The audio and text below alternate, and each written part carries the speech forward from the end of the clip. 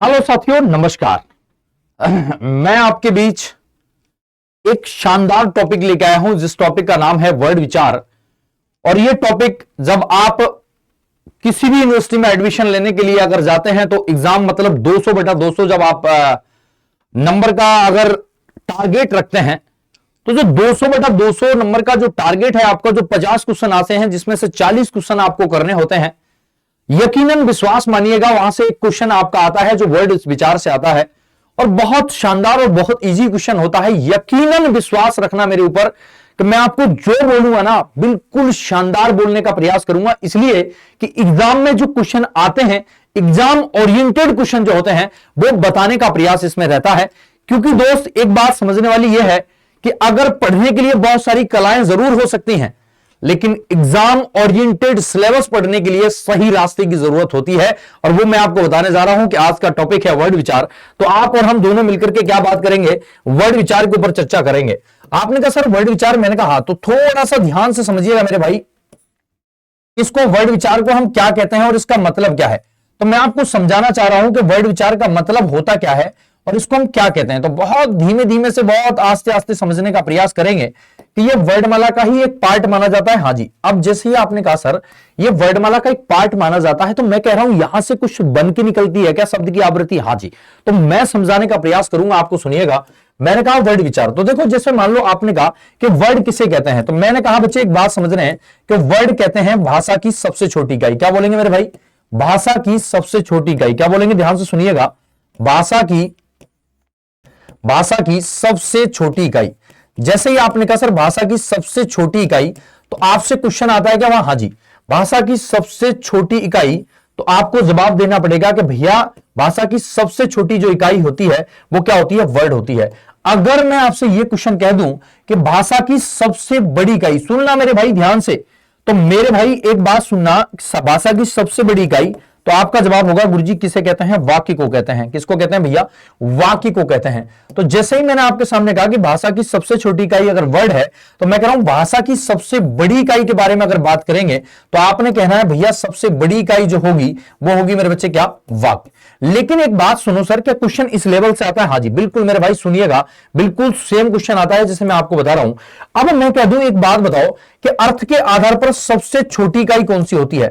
अर्थ के आधार पर एक बात समझना भाई, अर्थ के आधार पर सबसे छोटी इकाई, जैसे ही मैंने कहा भैया अर्थ के आधार पर सबसे छोटी इकाई, तो आप कहेंगे मास्टर साहब क्या है, तो मैं कहूंगा प्यारे बच्चे जिसको अपन क्या कहते हैं, शब्द कहते हैं। अगर क्वेश्चन थोड़ा सा घुमाने का प्रयास करेगा तो आपको बताना है कि भाव एवं भावार्थ के आधार पर भाषा की सबसे छोटी इकाई क्या होती है, तो आपको बताना पड़ेगा कि हम उसको शब्द के नाम से जानते हैं। लेकिन एक बात बताओ प्यारे दोस्त, जैसे ही मैंने कहा वर्ड और अक्षर, क्या इन दोनों में अंतर है? हाँ जी सर बिल्कुल अंतर है। आपने अगर किताबों में या इधर उधर जनरली भाषा में देखा होगा तो सब लोग कहते हैं कि सेम है, लेकिन कभी कभी इन दोनों का अर्थ अलग माना जाता है और बहुत सारी जगह इन दोनों का अर्थ समान माना जाता है।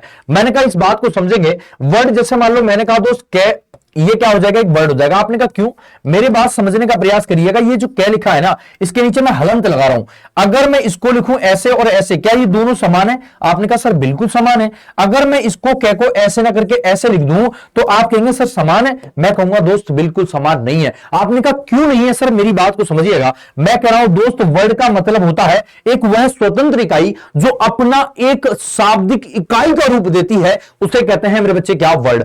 अगर अक्षर कहना चाहेंगे तो अक्षर कहते हैं कि जो स्वर और व्यंजन दोनों से मिलकर बनता है वो होता है अक्षर। देखो कैसे, मैंने कहा भाई साहब ये कैसे मिलकर बना है, तो आपने कहा गुरुजी क्या इसमें व्यंजन है और प्लस में ए क्या हो जाएगा, स्वर हो जाएगा। जैसे मान लेते हैं किसी और बात को लेकर के अपन कहते हैं इधर, तो मैं कहना चाहता हूं जैसे मान लो मैंने कहा भी आपके सामने, सुनते रहना बहुत बेसिक तरीके से, मैंने कहा भी आपके सामने मामच्छी, या मान लो मामच्छी ऐसे लिखी अपन ने, तो आपने कहा सर ये क्या है, तो मैं कहूंगा प्यारे बच्चे एक बात बताओ ये क्या है, मामच्छी है, इसमें व्यंजन है, प्लस में क्या आ जाएगा, आपने कहा सर बड़ा आ जाएगा। तो आपने कहा सर एक बात बताओ ये अक्षर है या फिर मेरे दोस्त वर्ड है, तो आपने कहा सर स्वर और व्यंजन दोनों आ गए तो ये अक्षर हो जाएगा, ये मेरे दोस्त वर्ड नहीं होगा, ये वर्ड नहीं होगा। आपने कहा सर क्यों, मैंने कहा ये क्या है फिर, आपने कहा सर ये एक वर्ड है। आपने कहा ये, मैंने कहा ये एक वर्ड है। क्यों? क्योंकि सर ये जो है केवल और केवल व्यंजन और ये केवल और केवल स्वर है। अब यहां से क्वेश्चन कैसा आता है? क्वेश्चन आता है, बात को समझिएगा, आपसे कहेगा बताओ राम में कितने अक्षर हैं और कितने वर्ड हैं? क्या मेरे दोस्त बता सकते हैं? राम में कितने अक्षर हैं और कितने वर्ड हैं? क्या बता सकते हैं? मैंने कहा दोस्त श्याम में कितने अक्षर हैं और कितने वर्ड हैं? क्या आप बता सकते हैं? बोलो यस और नो। मैंने कहा भी आपके सामने, मैंने कह दिया आपके सामने राजा, राजा छोड़ो मेरे दोस्त, रानी कह दो, रानी, रानी को लेके आओ, रानी बड़ा आराम कर रही है आजकल महल में ना, आ जाओ। आपने एक चीज देखी कि सर एक बात हमारे समझ में आई कि वर्ड और अक्षरों का रूप धारण कहां से होता है। तो एक बात समझिएगा, आपने एक पढ़ी होगी कैसी वाली, जो वर्णमाला के पूरे वर्ड पढ़े हैं, आपने कहा आज 52 वर्ड ना होकर के कितने वर्ड होते हैं बेटा? अब टोटल 53 वर्ड हो गए हैं, जिसको अपन विशिष्ट रूप से एक व्यंजन को शामिल कर दिया है। अब वर्णमाला में वर्णों की संख्या जो हो गई है 52 ना होकर के 53 हो गई है। अब वर्ड विच्छेद में मेरी बात को सुनना, आपने कहा रारत है, बिल्कुल है। व्यंजन है या स्वर? आपने कहा सर व्यंजन है। जैसे ही आपने कहा रारत एक व्यंजन है, तो आपको पहचानने की जरूरत नहीं पड़ेगी, ये सब कुछ आपको याद है। तो मैंने कहा इसमें स्वर कौन सा लगाए? तो आपने कहा भैया बड़ा लगाए, क्योंकि ये रारत के पीछे जो बढ़िया का डंडा लगा है, ये बड़े आकार की जो रूप है, हाँ जी, तो इसको वास्तविक रूप में लिख रहे हैं, तो इसी को कहते हैं भैया वर्ड विच्छेद। क्या बोलते हैं मेरे दोस्त?